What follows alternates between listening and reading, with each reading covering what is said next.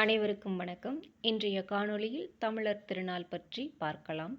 தைத்திருநாளாம் தமிழர் திருநாள்.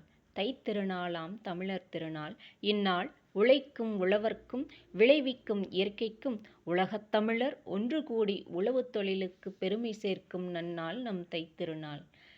பருதிக்கு முன்னெழுந்து பகலவனுக்கு நன்றி சொல்ல பஞ்சபூதங்கள் சாட்சியாய் பகலவனை முன்னிறுத்தி பொட்டிட்ட புதுப்பானையில் புது அரிசியிட்டு நன்றி சொல்வதே பொங்கல் திருநாள்.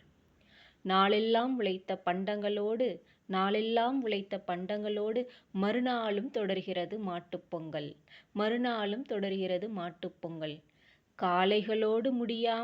காளைகளோடு முடியாமல் மறுநாள் காலை உறவுகளோடு தொடர்வதே காணும் பொங்கல்.